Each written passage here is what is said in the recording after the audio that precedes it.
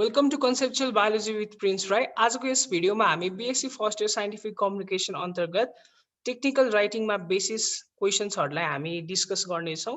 जो जेनरली तपाईँले आफ्नो स्क्रिनमा देखिराख्नु भयो होला यो आउटलाइन। मैले आफ्नो एनालाइसिसको बेसिसमा यो तपाईँहरूलाई यी आउटलाइनहरू तयार गरेर राखिदिएको छु। टेक्निकल राइटिङमा बेसिकली यी आउटलाइनहरूबाटै क्वेसनहरू सोधिरहेको देखिन्छ पास्ट क्वेसन्सहरूलाई हेर्दाखेरि।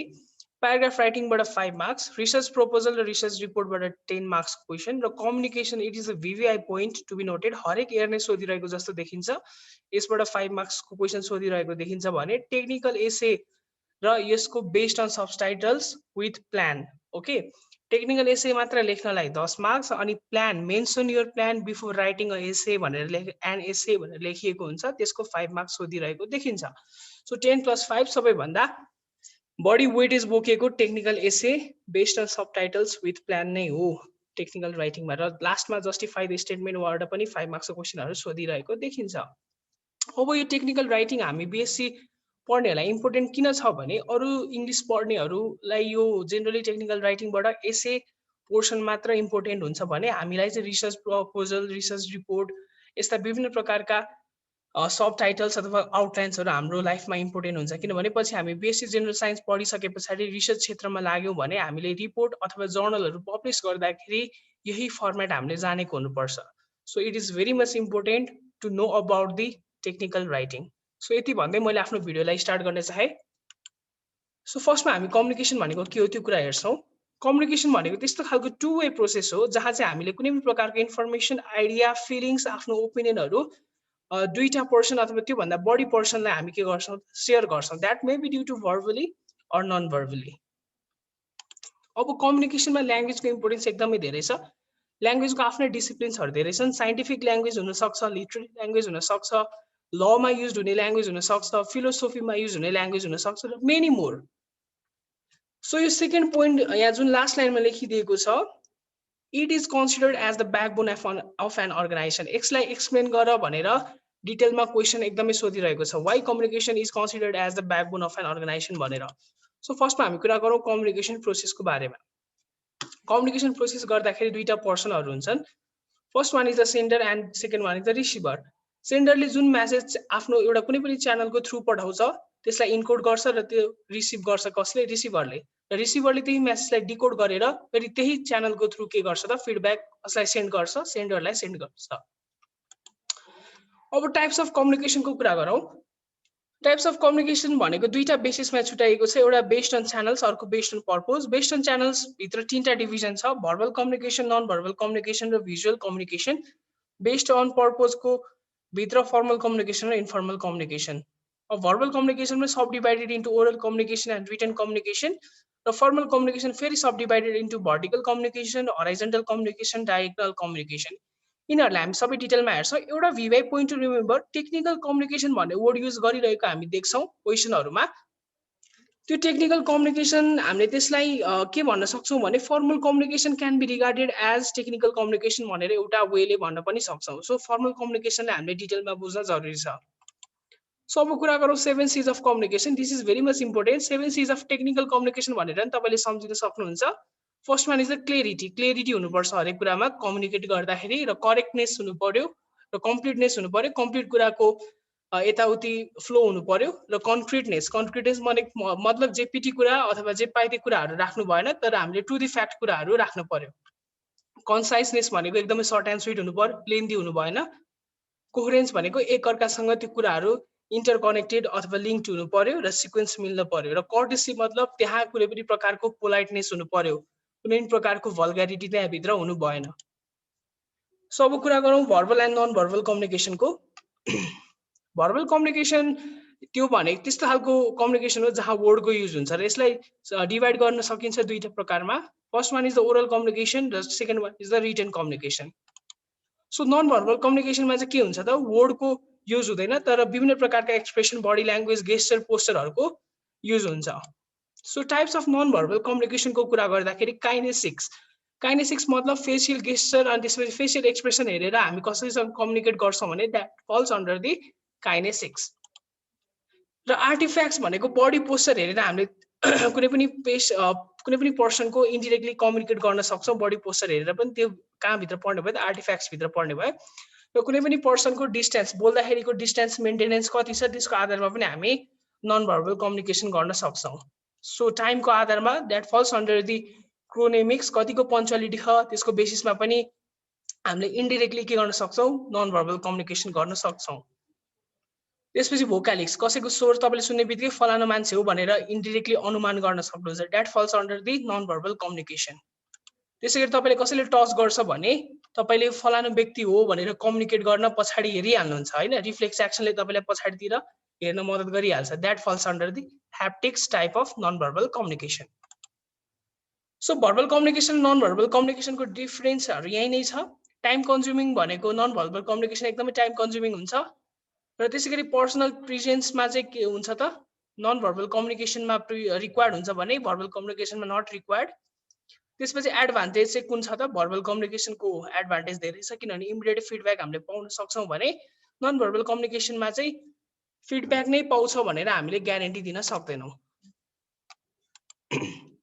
ओके अब कुरा गरौँ difference between formal communication and informal communication Formal communication refers to a communication which passes through a predefined channels. यसमा च्यानल हुन्छ.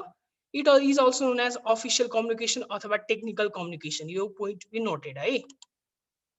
So अब म तपाईहरुलाई बुझाउन गइरहेको छु टाइप्स अफ फर्मल कम्युनिकेसन भित्रका चारवटा टाइप्सहरु downward communication, upward communication, horizontal communication र डायगोनल कम्युनिकेसन. यहाँ दुईटा मान्छेहरुको नाम याद राखिराख्नु होला अथवा दुईटा पर्सनहरुमा तपाईहरुलाई भन्नेछु. एउटा हो सुपेरियर एसयुपी लेखे अर्को सबओर्डिनेट सुपेरियर भनेको पक्कै पनि माथिल्लो पोजिसनको पर्सन हो भने सबओर्डिनेट भनेको अलि लोअर पोजिसनको पर्सन हो यदि सुपेरियर अफिसियलबाट सबओर्डिनेटमा कुनै पनि प्रकारको आदेश आइराख अथवा मेसेज कन्भे भइरहेको छ भने दैट इज डाउनवर्ड कम्युनिकेसन अब अपवर्ड कम्युनिकेसन भनेको ठ्याक्कै रिभर्स अफ डाउनवर्ड कम्युनिकेसन त्यसको मतलब सबओर्डिनेटबाट सुपेरियरमा कुनै रिक्वेस्टको फर्ममा कुनै पनि मेसेज कन्भे भइरहेको छ भने दैट इज अपवर्ड कम्युनिकेसन अब हराइजन्टल कम्युनिकेसन भनेको सिधा भइहाल्यो यसको मतलब सबअर्डिनेट र सबअर्डिनेटको बीचमा यदि कम्युनिकेसन भइरहेको छ भने that is also considered as horizontal communication र सुपेरियरसँग सुपेरियर अफिसियलको नि कुरा भइरहेको छ अथवा मेसेज कन्भे भइरहेको छ भने that can be also regarded as horizontal communication र fourth one is the diagonal communication यसको मतलब सुपेरियरबाट सबअर्डिनेटको बीचमा रहेका जति पनि अब अफिसियल्सहरु छन् त्यहाँ बीचमा पनि अब यदि कम्युनिकेसन हुन्छ भने यस्तो डायगोनल फर्ममा कम्युनिकेसन हुन्छ भने यसलाई हामी के भन्छौं त डायगोनल कम्युनिकेसन भन्छौं सो तपाईले बेसिकली एउटा एक्जाम्पल लिएर सम्झिन सक्नुहुन्छ जस्तै कलेज अफिसियल हुन्छ कलेज अफिसियलले अब डिपार्टमेन्टहरुलाई आफ्नो जिम्मा दिएको हुन्छ र डिपार्टमेन्टहरुले सीआर लाई खटाएको हुन्छ र सीआर ले स्टुडेन्टलाई मेसेज कन्भे गर्ने कार्य हुन्छ सो यसरी तपाईले कलेज प्रशासनबाट डिपार्टमेन्टमा जुन नोटिस आउँछ त्यसले हामी के भन्छौं डाउनलोड कम्युनिकेसनको नोटिस भन्छौं त्यसैगरी फेरि जस्तै मानिलियौ सीआर ले डिपार्टमेन्टसँग केही कुरा राख्छ रिक्वेस्टको फर्ममा भने that is the upward communication र हराइजन्टल कम्युनिकेसन मतलब सीआरहरु बीच कुरा हुन्छ डिपार्टमेन्ट बीच कुरा हुन्छ अनि त्यसैले स्टुडेन्ट बीच कम्युनिकेसन हुन्छ भने that is the example of horizontal communication र अब सीआर सँग डिपार्टमेन्टको कुरा भयो फेरि स्टुडेन्टसँग फेरि यता डिपार्टमेन्टको कुरा भयो कलेज अफिसियलसँग सीआर को कुरा भयो यसरी जिगज्याग अर्डरमा यसरी डायगोनल फर्मेसन भएर यदि कम्युनिकेसन भइरहेको छ भने that is the best example of the diagonal communication I hope you are clear from this so informal कम्युनिकेसनको कुरा गरौँ इन्फर्मल कम्युनिकेसन भनेको जस्तै हामीले डेली लाइफमा युज गर्ने कम्युनिकेसन प्रोसेस चाहिँ हो हामी साथीभाइहरुसँग गफ गर्छौं अथवा कोहीसँग गफ गर्छौं that is an example of informal communication र यसलाई हामी ग्रेप भाइन कम्युनिकेसन पनि भन्छौं सो तपाईहरुले स्क्रिनशट लिन सक्नुहुन्छ यो दुईटाको डिफरेन्स के छ भनेर सो लास्ट वानको चाहिँ म भनिदिन्छु message can be distorted due to long chain of communication formal कम्युनिकेसनमा यसरी माथि जस्तै एक्जाम्पल दिए मैले जुन तपाईहरुलाई सीआरबाट फेरि माथि डिपार्टमेन्ट कलेज अफिसियल त्यसरी गर्दाखेरि मेसेज बीचमा डिस्टर्ट हुने चान्स हुन्छ तर इन्फर्मल कम्युनिकेसनमा चाहिँ के हुन्छ भने र्युमरहरुको स्प्रेड धेरै हुन सक्छ जे पाइदी कुराको शेयर हुन धेरै चान्स हुने गर्छ इन्फर्मल कम्युनिकेसन भित्र चाहिँ अब कम्युनिकेसन ब्यारियरहरु के छन् त हिन्ड्रेन्सहरु के छ जसले बाधा ल्याउँछ कम्युनिकेसन गर्नमा ती हिन्ड्रेन्स अथवा ती ब्यारियर्सहरुलाई हामी हेर्छौं सो फिजिकल ब्यारियर फर्स्टमा हेरौं फिजिकल ब्यारियर सपोज मानिलियो धेरै मान्छेहरु छन् भने भिडमा यो दुईजना व्यक्ति कम्युनिकेट गर्दै छ भने दुईजना व्यक्तिलाई असहज हुन्छ किनभने इन्भाइरोमेन्ट सुटेबल छैन because there are a lot of physical barriers अर्को चाहिँ सेमेन्टिक ब्यारियर्स। अब यहाँ हेर्नुहोस् त ल्याङ्ग्वेज प्रब्लम छ, यताबाट जुन सेन्टरले भनिरहेको कुरा अथवा यस फर्स्ट पर्सनले भनिरहेको कुरा सेकेन्ड पर्सनले बुझिरहेको छैन, वर्ड प्रब्लम छ, so it is a semantic barrier. त्यसै गरी अर्गनाइजेसनल ब्यारियर। अब मानिलिउँ अर्गनाइजेसनमा धेरै पर्सनहरू हुन्छ, धेरै क्राइटेरियाका पर्सनहरू हुन्छ। अब एउटा व्यक्तिलाई कसलाई त्यो कुरा पुर्याउने कुरा थाहा छैन भने यसमा पनि के हुनसक्छ, ब्यारियरको रूपमा यो अर्गनाइजेसनभित्र एक्जिस्ट हुनसक्छ। सो पर्सनल ब्यारियर पनि हुनसक्छ। सपोज मानिलिउँ एउटा कुनै पनि पर्सन नयाँ एडिसन एउटा कुनै पनि इम्प्लोइ आएको छ भने त्यो व्यक्तिले कुनै पनि कुरा कसरी अर्गनाइजेसनभित्र चलिरहेको छ त्यो कुरा थाहा पाएन भने अब यो पर्सनल ब्यारियरले पनि त्यहाँभित्र त्यो अर्गनाइजेसनमा ठुलो इफेक्ट पार्न सक्छ।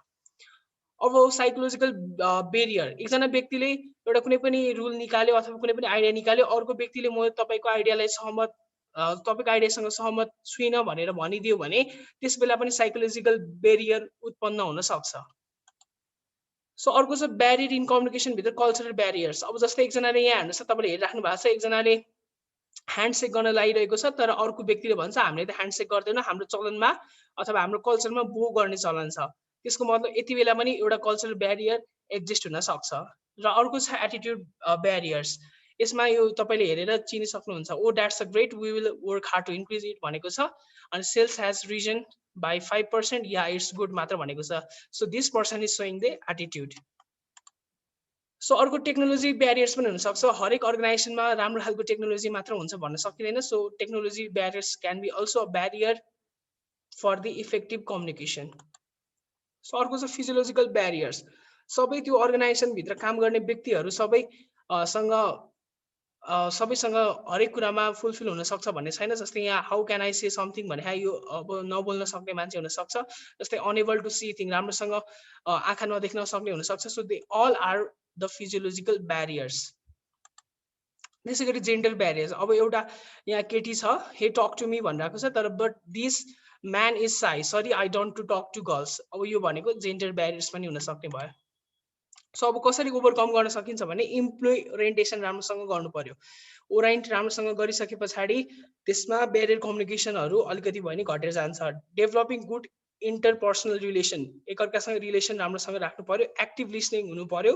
केही कुराहरूको मिटिङ हुन्छ भने त्यति बेला एकदमै राम्रोसँग सुन्नु पर्यो केही कुराहरूलाई।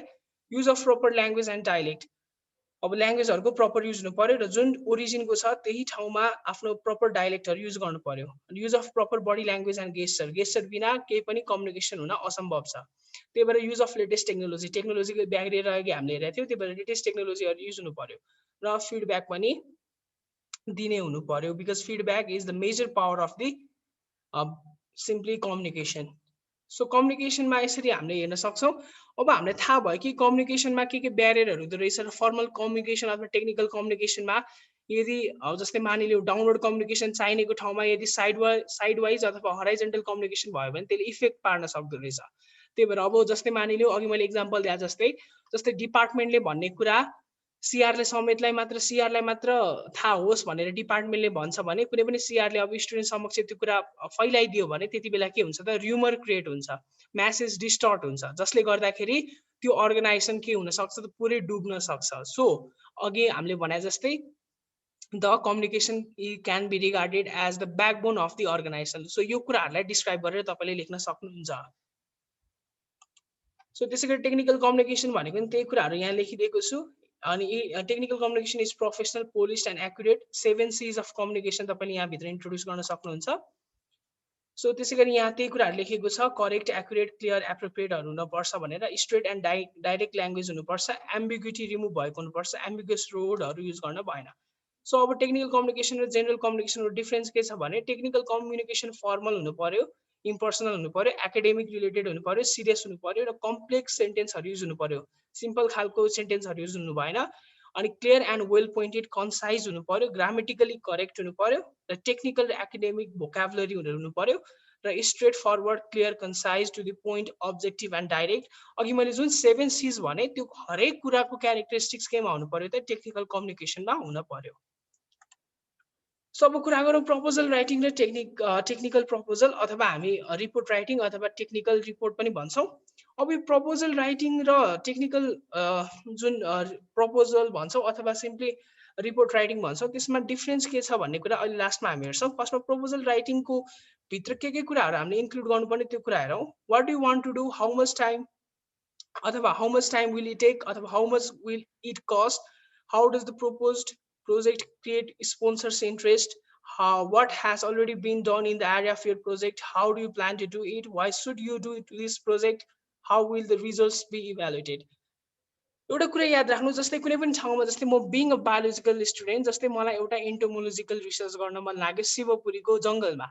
अब त्यो शिवपुरीको जङ्गलमा मैले इन्टोमोलोजिकल रिसर्च भनेपछि किरा फट्याङ्ग्राहरूको रिसर्च गर्छु अथवा सिम्पली इन्सेक्ट्सहरूको रिसर्च गर्छु। अब इन्सेक्ट्सहरूको रिसर्च गर्दाखेरि त्यहाँ मैले जे इन्सेक्ट्सहरू भेटाउँछु र कतिवटा इन्सेक्ट्सहरू भेटाएँ, कतिवटा इन्सेक्ट्सहरू कस्तो पोजिसनमा भेटाएँ, के गर्दै थिएँ, हरेक कुरा मैले रिजल्ट्समा लेख्नुपर्ने हुन्छ। र कहाँबाट मैले हेल्प गरेँ त्यो डेटा कलेक्सन गर्नमा, त्यो हरेक कुराको साइटेसनहरू मैले गर्नुपर्ने हुन्छ, रिफरेन्सको रूपमा लिनुपर्ने हुन्छ। अब यो प्रपोजल राइटिङमा चाहिँ मैले कुन मेथड लाएर गर्दैछु, इन्ट्रोडक्सनमा के लेख्छु, हरेक कुरा मात्र लेखिन्छ, तर प्रपोजल राइटिङमा कुनै पनि प्रकारको रिजल्ट्स, कुनै पनि प्रकारको फाइन्डिङ्सहरू इन्क्लुड गरिँदैन।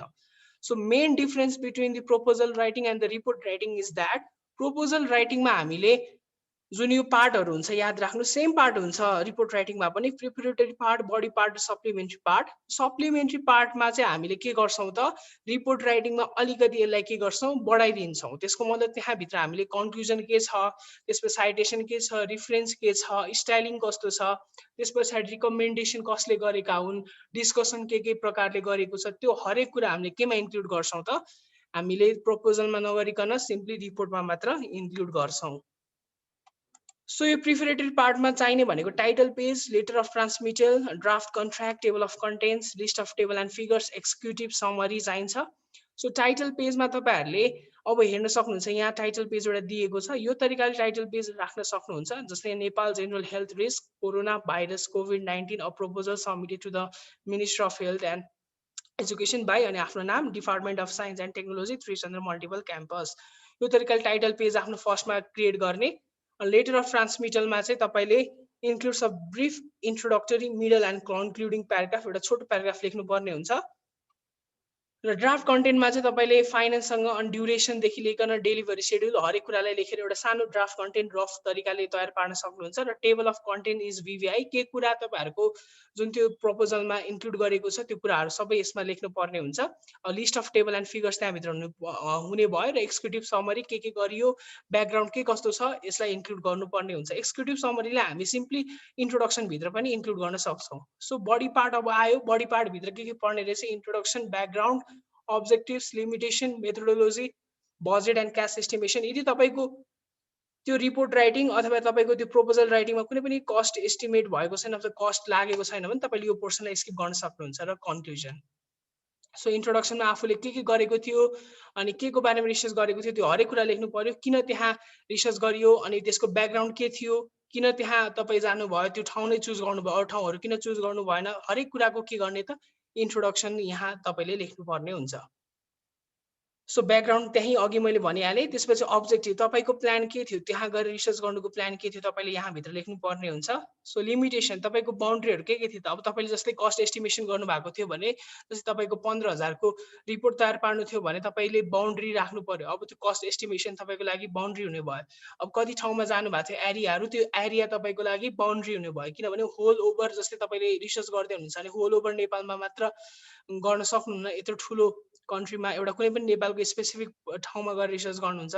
सो केही लिमिटेसनहरु हुन्छ, त्यो लिमिटेसनलाई यहाँ फलो गरेर राख्नु पर्यो। सो मेथोडोलोजीमा तपाईले डेटा कलेक्सन कसरी लिनु भयो, त्यो कुराको सर्वे अनि एक्सपेरिमेन्ट हो कि इन्टरभ्यूबाट हो कि इक्विपमेन्ट अनि इन्स्ट्रुमेन्ट के युज गर्नु भएको थियो, हरेक कुरा मेथोडोलोजी डेटा कलेक्सन भित्र राख्नु पर्यो। र बजेट र कस्ट एस्टिमेसन अघि नै मैले भनिसकेँ। र लास्टमा के छ त्यो कुरा लेख्नु पर्यो, रिजल्टमा के कुरा निक्ल्यो त्यो चाहिँ तपाईले कन्क्लुजनमा लेख्नु पर्यो, तर त्यो रिपोर्टमा मात्र हुन्छ। ओके, यसरी हेर्नुस् त, मेथोडोलोजीसम्म मात्र लेख्ने भनेको प्रपोजल राइटिङ हो। अनि सप्लिमेन्ट्री पार्टमा चाहिँ रिफरेन्स के छन्, एपेन्डिक्सहरु के छन्, भिजुअल म्याप, ग्राफहरु के छन्, त्यो कुराहरुलाई यहाँ लेख्नु पर्यो। अब रिपोर्ट राइटिङ र प्रपोजल राइटिङमा एउटा डिफरेन्स बिट्विन के मात्र हो भने सेम पार्टहरु हुन्छ, प्रिपरेटरी पार्ट, मेन पार्ट र सप्लिमेन्ट्री पार्टै अब सेम हुने भयो। प्रिपरेटरी पार्टहरु सबैमा, यसमा एउटा लेटर अफ रिकमेन्डेसन अथवा सर्टिफिकेट अफ एप्रुभलहरू चाहिँ राख्न पर्ने हुन्छ। अनि एक्नोलेजमेन्टमा तपाईँले थ्याङ्क्स दिनुपर्ने हुन्छ, कसबाट तपाईँले हेल्प लिनुभयो सबैलाई थ्याङ्किङ गर्नुपर्ने हुन्छ। र प्रिफरेटिभ पार्टको एक्नोलेजमेन्टमा कसरी थ्याङ्क गर्न सकिन्छ भनेर एउटा केही वेहरू लेखिएको छ। थ्याङ्क्स आर ड्यु टु अथवा माई सिन्सियर एप्रिसिएसन टु, तपाईँले स्क्रिनसट लिएर यसलाई हेर्न सक्नुहुन्छ। सो मेन बडीमा त्यही कुराहरू लेख्ने हो। अब यहाँ मेथोडोलोजी पछाडि जति पनि के रिजल्टहरू आयो, कन्क्लुजन अथवा हाम्रो अब्जर्भेसनहरू आयो, त्यो कुरा पनि हामीले केमा लेख्नुपर्ने हुन्छ त? फर्स्ट यो बिचको मेन बडीमा लेख्नुपर्ने हुन्छ अथवा इन्क्लुड गर्नुपर्ने हुन्छ। र सप्लिमेन्ट्री पार्टमा पनि एपेन्डिक्स र रिफरेन्सेसहरूलाई हामीले इन्क्लुड गर्नुपर्ने हुन्छ। रिसर्च प्रपोजल र रिसर्च रिपोर्टमा डिफ्रेन्स बिट्विन के हो भने, रिसर्च प्रपोजलले चाहिँ के गर्छ त, के गर्न लागिरहेको छ, किन गर्न लागिरहेको छलाई बेसिकली फोकस गर्छ भने, रिसर्च रिपोर्टले चाहिँ बनिसकेको जुन त्यो रिसर्च गरेको रिपोर्ट छ त्यसलाई किन गरेको र रिजल्टहरू के निस्क्यो भनेर त्यसबाट इभ्यालुएसन गर्न मद्दत गर्छ।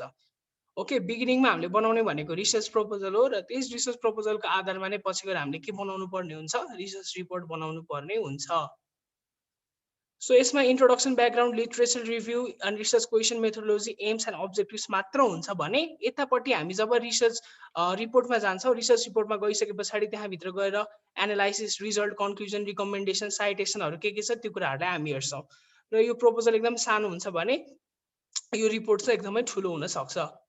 सो अब तपाईँहरूलाई वाट इज टपिक सेन्टेन्सको कुरा गर्छु। प्याराग्राफ राइटिङ र एसे राइटिङमा एकदमै इम्पोर्टेन्ट छ। टपिक सेन्टेन्स भनेको मेन आइडिया हो।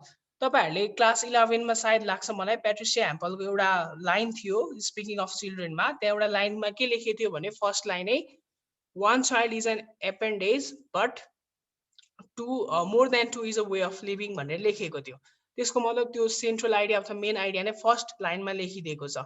एउटा कुनै पनि होल एसे पढिसक्नु भए पछाडि तपाईँले कुनै पनि त्यो एसे पढिसके पछाडि त्यसको मेन जिस्ट आइडिया कुन लाइनले दिएको छ अथवा कुन सेन्टेन्सले दिएको छ भनेर फाइन्ड आउट गर्नुहुन्छ। र एउटा कुनै पनि स्पेसिफिक सेन्टेन्स हो यसले चाहिँ यो होल एसेलाई डिस्क्राइब गरेको छ भनेर भन्नुहुन्छ भने, that is none other than the topic sentence. Topic sentence is usually found at the first sentence of the paragraph, but sometimes it may be middle and end of paragraph. त्यही भएर तपाईँले paragraph लेख्दाखेरि दुईटा कुरा याद राख्नु, एउटा unity and coherence. Unity maintain गर्नलाई तपाईँले कोहेरेन्समा लेख्न जान्नुपर्छ। कोहेरेन्स मतलब लिङ्केज गर्दै एउटा कुरालाई अर्को कुरासँग इन्टरकनेक्टेड गर्दै तपाईँले त्यो कुरालाई लेख्न पर्ने हुन्छ। सो सपोज तपाईँले एउटा प्याराग्राफ हेर्न सक्नुहुन्छ, प्याराग्राफ राइटिङ पनि हामीलाई एकदम सोधिरहेको छ। त्यही भएर जस्तै writing in English can be difficult for many foreign students हो। यो फर्स्ट लाइन जुन यहाँ लेखिएको छ, यो फर्स्ट लाइन नै टपिक सेन्टेन्स हो र यसैको आधारमा इङ्ग्लिस लेख्न विभिन्न प्रकारका फरेन स्टुडेन्टहरूलाई गाह्रो पर्छ भनेर फर्स्ट लाइनले लेखिदिएको छ। यो टपिक सेन्टेन्स हो र यसैको आधारमा राखेर सपोर्टिङ डिटेल्सहरू लेखिएको छ। जस्तै for some students the English grammar can be challenges as it is different from their own language. अब जति पनि कुराहरू लेखिएको छ यो चाहिँ के मात्र भयो, supporting supplement for the main central idea of the topic sentence मात्र भयो।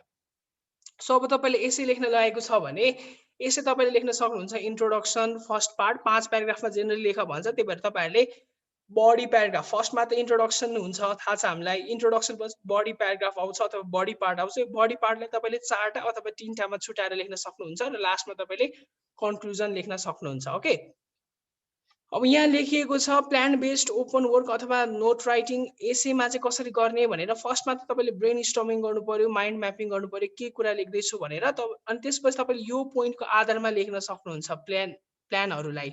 Introduction, definition, thesis statement, hook line, अनि त्यसै गरी background, point of origin of arguments. यदि तपाईँलाई त्यहाँ कुनै पनि आउटलाइनहरू दिएको छ भने एसेमा त्यसकै बेसिसमा राखेर तपाईँले गर्नुपर्ने हुन्छ। तर तपाईँले दिएको छैन भने यो पोइन्टहरू तपाईँले सम्झिनुपर्छ। र सीमा main argument include sufficient supporting discussion against अथवा सपोर्ट द टपिक, कन्क्लुजन, यस्तो कुराहरू तपाईँले अगाडि माइन्ड मेकिङ गरेर सुरुमा हाल्न पर्ने हुन्छ। जस्तै तपाईँले प्लान बनाऊ भनेर लेख्छ, प्लान बनाउँदाखेरि तपाईँले के लेख्नुपर्छ भने इन्ट्रोडक्सनमा अब जस्तै कुनै पनि एउटा स्पेसिफिक टपिक छ, जस्तै मानिलिउँ कुनै पनि एउटा ठाउँमा पोल्युसनको बारेमा लेख भनेर भनेको छ। पोल्युसन टु म्यान अथवा पोल्युसन इन दिस वर्ल्ड भनेर कुनै पनि एउटा एसेको टपिक दिएको छ भने अब त्यो पोल्युसन भनेको के हो इन्ट्रोडक्सनमा लेख्नु पर्यो। ब्याकग्राउन्ड कहाँदेखि सुरु भएको, अब के लाई सोचेर तपाईँले त्यो पोल्युसनको बारेमा लेख्दै हुनुहुन्छ त्यो कुरा लेख्नु पर्यो। त्यसै गरी मेन आर्गुमेन्ट के हो, कहाँ लाई तोकेर अथवा के को विषयमा तोकेर तपाईँले त्यो कुरा लेख्दै हुनुहुन्छ र त्यसमा सपोर्ट इभिडेन्सहरू तपाईँको के छ र त्यसको अगेन्स्टमा के इभिडेन्सहरू आएको छ त्यो कुराहरूलाई सबलाई इन्क्लुड गरेर केमा लेख्नु पर्यो तपाईँले यो पार्टमा लेख्नु पर्यो र कन्क्लुजन के हो तपाईँले भन्न खोज्नु भएको एसेमा छोटकरीमा लेख्नुपर्ने हुन्छ र यसरी तपाईँले यो फर्मेटमा फर्स्टमा के तयार पार्नुपर्ने हुन्छ आफ्नो प्लानिङ तयार पार्नुपर्ने हुन्छ र प्लानिङको बेसिसमा अब तपाईँले लेन्दी वेमा केही लेख्नुपर्ने हुन्छ र लास्टमा गएर आफ्नो सम्पूर्ण एसे क्लास 10 12 मा गरेको जस्तै लेख्न पर्ने हुन्छ सो यो पनि तपाईँको रिपोर्ट राइटिङ र प्रपोजल राइटिङको फर्मेट हो जुन हामीले डिस्कस गरिसक्यौँ अर्लियरमा so thank you so much अब तपाईँहरूलाई म आफ्नो रिपोर्ट देखाउनेछु र यो रिपोर्ट देखाइसकेपछि तपाईँलाई के हेल्प हुनेछ भन्ने आशा पनि गर्दछु सो फर्स्टमा यो टाइटल पेज यसरी लेख्नु पर्यो टाइटल पेजमा चाहिँ अब फर्स्टमा आफ्नो टपिकको नाम माथि लेखिदिने जस्तै मैले कफी लोकस्टमा गरेको थिएँ abundance of coffee locust in Tarebhir Shivapuri Nagarjun national park अनि त्यसपछि यहाँ डिटेलमा लेख्नु पर्यो कसले सब्मिट गरेको अनि किन सब्मिट गरेको भनेर यहाँ खुलाउनु पर्यो फर्स्ट टपिक पेजमा अथवा टाइटल पेजमा अनि त्यसै गरी फर्स्टमा अनि मैले के लेखेको छु सेकेन्ड पेजमा सर्टिफिकेट अफ एप्रुभल मेन्सन गर्नु पर्यो आफूलाई सर्टिफाई गर्नलाई कसले गर्न लाएको र के डिटेल्सहरू त्यहाँ छ भनेर र कसलाई बुझाएको भनेर यहाँ सर्टिफिकेट अफ एप्रुभलमा लेख्न पर्यो सँगसँगै एक्नोलेजमेन्टमा चाहिँ तपाईँले कसलाई थ्याङ्क गर्न गइराख्नु भएको छ र के वेले थ्याङ्किङ गर्न सकिन्छ भन्ने कुराहरू मेन्सन गर्न पर्यो र टेबल अफ कन्टेन्ट्समा चाहिँ यसरी नै certificate of approval acknowledgement table of contents list of tables list of figures list of photos अनि इन्ट्रोडक्सनभित्र के छ मेटेरियल्स एन्ड मेथड्स के युज गरेको छ डेटा कलेक्सनको लागि रिजल्ट्सहरू के छ भन्ने कुरा लेख्न पर्यो अब त तपाईँले प्रपोजल तयार पार्दै हुनुहुन्छ भने सर्टिफिकेट अफ एप्रुभल चाहिँ लेख्न परेन एक्नोलेजमेन्ट लेख्न परेन okay table of contents list of tables list of figures list of photos and introduction materials and method हो यहाँसम्म मात्र लेख्ने हो र लास्टको कन्क्लुजन लेख्ने र रिफरेन्स लेख्ने यति कुरा मात्र लेख्ने हो प्रपोजल राइटिङको लागि तर यदि तपाईँले रिपोर्ट राइटिङ लेख्दै हुनुहुन्छ भने you have to include this section as well रिजल्टको सेक्सन पनि तपाईँले इन्क्लुड गर्नुपर्ने हुन्छ सँगसँगै तपाईँले सर्टिफिकेट अफ एप्रुभल एक्नोलेजमेन्टको पनि तपाईँले पोर्सन इन्क्लुड गर्नुपर्ने हुन्छ जस्तै अब लिस्ट अफ टेबल्स अनि त्यसै गरी यहाँ लिस्ट अफ फिगर्स छ लिस्ट अफ फोटोज छ त्यसपछि इन्ट्रोडक्सनको पोर्सनमा के सम्बन्धी स्टडी गरेको त्यसको इन्ट्रोडक्सन लेख्नु पर्यो जस्तै मैले कफी लोकस्टमा गरेको छु भने त्यसको बारेमा र अब्जेक्टिभ्स के हो किन गरिएको रिसर्च त्यसको बारेमा लेख्नु पर्यो त्यसै गरी मेटेरियल्स एन्ड मेथड्स के युज गरेको छु त्यो लेख्नु पर्यो र त्यसमा स्टडी एरिया कुन हो भनेर पनि मेन्सन गर्नुपर्ने हुन्छ र डेटा कलेक्सन गर्दाखेरि के वेहरू युज गरियो अनि मेथड्स अफ आइडेन्टिफिकेसन कसरी आइडेन्टिफाई गरियो त्यो पनि मेन्सन गर्नुपर्ने भयो र रिजल्ट्स अब रिजल्ट्स लेख्दाखेरि जुन यो पोइन्टहरू लेखेको छ यो रिजल्ट्सहरू चाहिँ हामीले रिपोर्ट राइटिङमा मात्र लेख्छौँ तर यो place of collection data and time of collection type of habitat scientific name colour in fresh common name local Nepali name जुन छ यो चाहिँ हामीले केमा लेख्नुपर्ने हुन्छ प्रपोजल राइटिङमै लेखिसक्नु पर्ने हुन्छ किनभने हामीले के को रिसर्च गर्दैछौँ र के को एन्सर पाउनलाई रिसर्च गर्दैछौँ भन्ने कुराहरू चाहिँ हामीले अगाडि मेन्सन गरेको हुनुपर्छ तर एन्सर चाहिँ हामीले केमा मात्र लेख्ने रिजल्टमा मात्र लेख्न पर्ने हुन्छ सो अब रिजल्ट्समा चाहिँ ह्याबिटेट प्रिफरेन्स कहाँ थियो भनेर यसरी पाइ चार्टहरू ड्रइङहरू बनाएर होइन बायोग्राफहरू बनाएर देखाउन सक्नुहुन्छ सो यसरी positional status of coffee locust अनि एबिडेन्स एकोर्डिङ टु एल्टिट्युड लेभलमा कति थियो कस्तो थियो भनेर लास्टमा त्यही कुराहरूलाई तपाईँले कन्क्लुजनको स्वरूपमा लेख्न पर्ने हुन्छ र रिपोर्टको अन्तिममा तपाईँले रिफरेन्स चाहिँ लेख्नै पर्ने हुन्छ रिफरेन्स भनेको सिम्पली तपाईँको रुल के छ भने रिफरेन्सको चाहिँ फर्स्टमा कुनै पनि जस्ट व्यक्तिबाट तपाईँले हेल्प लिइराख्नु भएको जस्तै एउटा कसै व्यक्तिको बुकबाट हेल्प लिइराख्नु भएको छ भने उहाँको बुकको उहाँको जुन नाम छ उहाँको नाम नलेखिकन सरनेम मात्र लेख्नुपर्ने चलन छ र उहाँको बुक कुन सालमा एडिसन भएको कुन पब्लिकेसनले एडिसन गरेको लेख्नुपर्ने हुन्छ र उहाँको बुकको नाम लेख्नुपर्ने हुन्छ र यदि बुकको पेज तपाईँले सबै पढ्नु भएको छैन पेज यतिदेखि यतिसम्म मात्र पढ्नु भएको छ भने यसरी पेज पनि तपाईँले आइडेन्टिफाई गरेर यसरी इलिस्ट्रेट गर्नुपर्ने हुन्छ र सँगसँगै यदि तपाईँको लिङ्क छ भने ती लिङ्कहरूलाई चाहिँ तपाईँले यसरी नै त्यो जस व्यक्तिले हालेको छ त्यो व्यक्तिको नाम अगाडि लेख्नु पर्यो नाम होइन थर मात्र लेख्नु पर्छ सरनेम लेख्नु पर्यो कुन सालदेखि कुन सालसम्म यदि मरिसकेको छ बितिसकेको छ भने मान्छे साल लेख्नु पर्यो जन्म मिति र मरेको मिति अनि त्यस पछाडि यसरी तपाईँले यहाँ लिङ्कलाई कपी पेस्ट गर्नु पर्यो र एक्सेस्ड अन भनेर कहाँ त्यो लिङ्क प्रोभाइड गरेको थियो त्यो लिङ्कको एड्रेस पनि तपाईँले लेख्नुपर्ने हुन्छ सो यसरी रिफरेन्स लेख्ने हो र अन्तिममा गएर फोटो प्लेटहरू एट्याच गर्न सक्नुहुन्छ आफ्नो फिल्ड भिजिटहरूको र यसरी तपाईँले सिम्पली एउटा रिपोर्ट तयार पार्न सक्नुहुन्छ सो यसरी रिपोर्ट तयार पार्दा चाहिने कुराहरू मात्र लेख्ने हो यसरी रिपोर्टमै हामीले सबै कुरा लेख्नु पर्दैन रिपोर्ट बनाउँदाखेरि के चाहिने त्यो एक्सेसरी इलिमेन्ट्सहरूको बारेमा मात्र डिस्क्राइब गर्ने हो सो एट लास्ट के भन्न चाहन्छु भने एउटा राइटरले भनेका छन् every solution of a problem is a new problem भनेर। त्यही भएर जस्तै मैले तपाईँहरूलाई सल्युसन दिएको छु प्रब्लमको, केही हेल्प हुन्छ होला भन्ने सोचेर, but all the things I have taught here may not be correct, सबै करेक्ट हुन्छ भन्ने छैन, बट जेनरल आइडिया तपाईँहरूलाई दिएको मात्र हो। सो जसरी मैले तपाईँहरूलाई सल्युसन दिएको छु यो प्रब्लमको, होप तपाईँले कसैलाई अरूलाई सिकाउनु हुँदाखेरि त्यो व्यक्तिलाई पनि यो सल्युसन दिँदाखेरि प्रब्लम हुन्छ अवश्य। तपाईँहरूलाई जसरी मैले दिँदाखेरि प्रब्लम भइरहेको छ, अब आफै पढ्नु हुँदाखेरि अलिकति प्रब्लमहरू आउन सक्छ। सो त्यो राइटरले भने जस्तै every solution of a problem is a new problem. आफै पढ्दै जाँदाखेरि फेरि नयाँ प्रब्लमहरू आउन सक्छ, तर तपाईँले राम्रोसँग पढ्नु होला। So thank you so much for today, have a good day, bye by.